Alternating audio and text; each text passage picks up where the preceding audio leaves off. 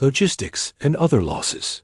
You return to the city in the early afternoon, when the light is clear enough to show edges without softening them. The station moves at its usual indifferent rhythm. People pass with practiced timing. You step into the flow without committing to it. The return had been planned weeks ago, then shifted twice, once for hesitation, once because waiting felt worse than deciding. The route from the station moves through memory rather than sight. 3 crossings.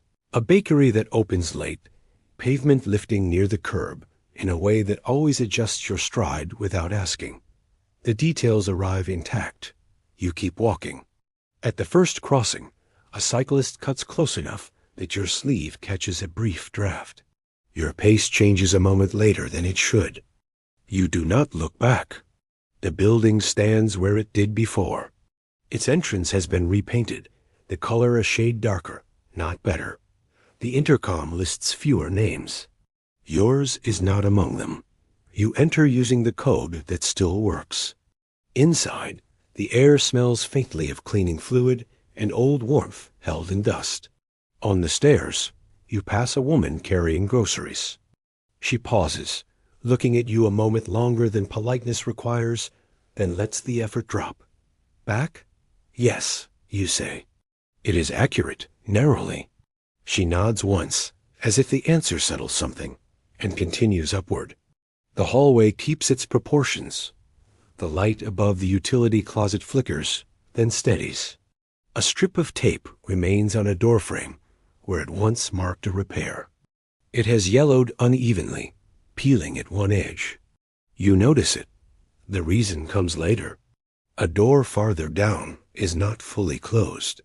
From inside comes the sound of drawers, then the scrape of a chair. The rhythm is familiar enough to register before you decide whether it matters. Your body responds first. With it comes a memory you do not invite. Another afternoon, the same corridor, your hand lifted, lowered, lifted again. You had knocked. The door had opened halfway. What followed was handled quickly, in practical terms, and closed just as efficiently.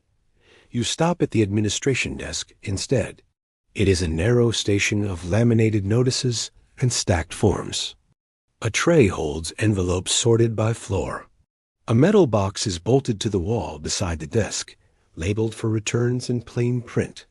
A pen hangs from a chain. The chain is newer than you remember. Thicker. It does not give. You remove the keys from your pocket. 2 of them. One cut recently, one worn thin along the edge. You hold them just long enough to register their weight, then place them in the box and close the lid. The latch makes a sound cleaner than it has any right to. For a moment, you are not sure when you learn to listen for that. The sound brings back an image. A form slid across this desk months ago. Your name already typed in, a line marking responsibility. You had signed because it reduced the number of steps. The memory ends with the ink setting. A voice behind you interrupts. You're leaving keys? You turn. The building administrator stands in the doorway to the back office.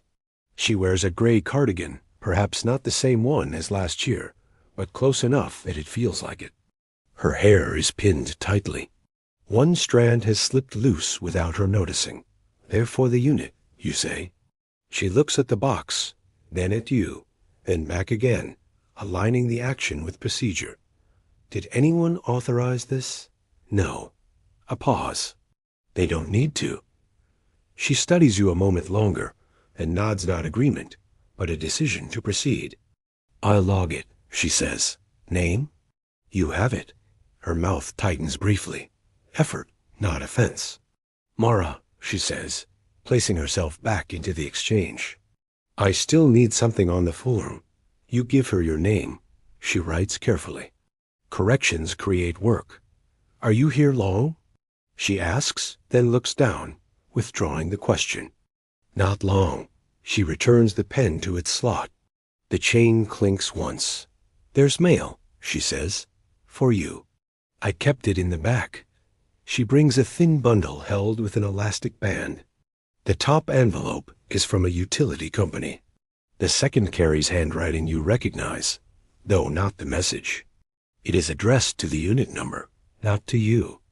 If you want forwarding, Mara says, formal again. I need an address. Not today. She nods. Then it stays. I can't promise how long. You take the bundle anyway and place it into your bag without opening it. As you turn away, she adds, quieter but still measured. He asked if you came. The strap of your bag bites into your shoulder as you tighten your grip. You do not turn back.